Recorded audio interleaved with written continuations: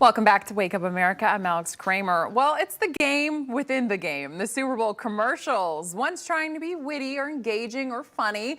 Now some are just political and woke. But despite all of that, some of us show up on Super Bowl Sunday strictly for the stuff between the big plays. So for more on Super Bowl 57's commercials, we're going to bring back business and markets analyst Seth Denson, as well as PR expert and a very familiar face, Alison Maloni. Good morning, Alison. So nice that you're on this morning with us. Good morning, guys. Okay, Seth, let's start with you. So what was your overall reaction to the game's commercials? I know a lot of people felt like a lot of them were flops. They weren't as good as in past years. What did you think? Yeah, I will tell you, I started watching in preparation for this segment. I think I was probably focused more on the commercials than I was the actual game at the beginning. And I thought really for the first probably 4 or 5 commercial segments, I'm going, boy, these are flat. I can't imagine that companies are spending this kind of money for this bad of content. And then they started waking up. As a matter of fact, some of the best commercials came out in the second half, which is really rare. So I really got excited as we kind of moved into the second half of the day. There you go. Alison, so in recent years, we've seen a lot of woke spots. I mean, was there any particular messaging that really stood out to you? I didn't see a ton of woke ones this year, but is there any ones that really stood out to you? Yeah, Alex, I think for the first time in a couple of years, brands were just giving us what we want, right? Which is entertainment. It was back to normal, which I thought was great because the goal of an ad, right, Alex, is to create emotion, is to make people laugh, make people cry. We saw it all. So there really wasn't, the only ad that stuck out to me because I was watching for it was M&M's because they've had a little bit of controversy in the past. And so Maya Rudolph from Saturday Night Live was on doing a commercial. It just didn't make sense at all. It flopped. It's getting a lot of negative reviews. But overall, they were funny, they were entertaining, and they weren't woke. So I was super excited to see that. I think everyone kind of breathes like a sigh of relief that there weren't just a ton of woke commercials being slammed at us. Seth, so T-Mobile went with star power. You know, Alison just mentioned Maya Rudolph.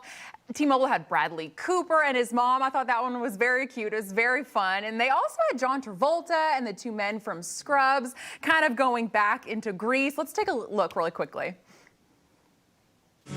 Tell me more, tell me more. One chord's all that you need. Tell me more, tell me more. Don't you worry about speed. I can't believe it. So there's that one. You have Hellman's Mayonnaise, had John Hamm and Brie Larson, Pete Davidson. You know, a lot of them really came out with kind of with the big actors. Is this a tried and true formula that works? I think it does. I mean, certainly the recognition of those names makes someone kind of perk up and see. I thought, wow, John Travolta still got it. He's got that voice.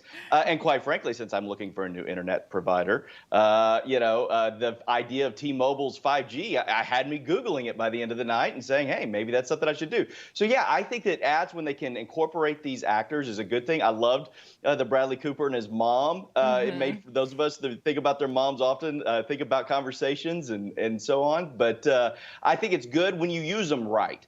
There were a couple of them out there that I thought were flops. I thought the Bradley Cooper one and his mom, it was very endearing. It was very cute. But speaking of star power, Alison, probably one of the most talked about commercials of the night was actually the first commercial. It was Ben Affleck and Duncan. Let's take a look.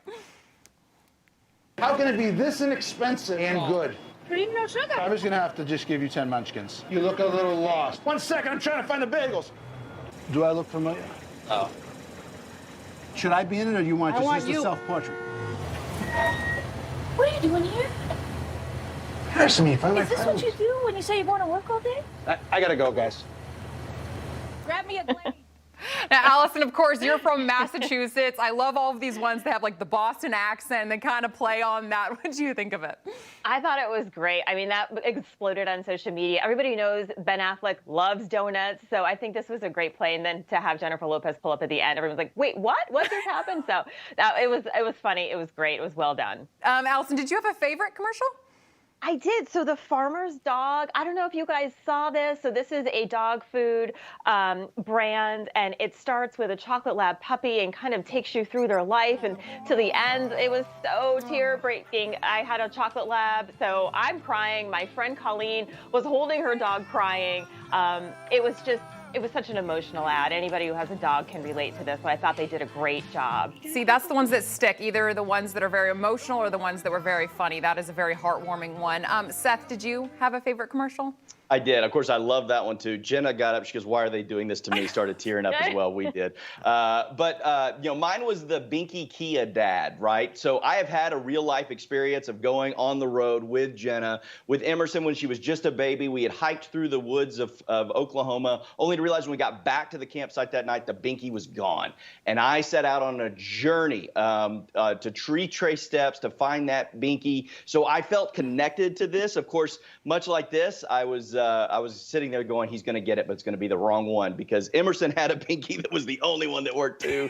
Great ad. It made a lot of us connect to it. I was very impressed with Kia on this one. See, there you go. There's another formula right there, eliciting past memories and emotions. That one was very sweet as well. Seth Denson, Alison Maloni, thank you guys so much for joining us this morning. It was a whole lot of fun.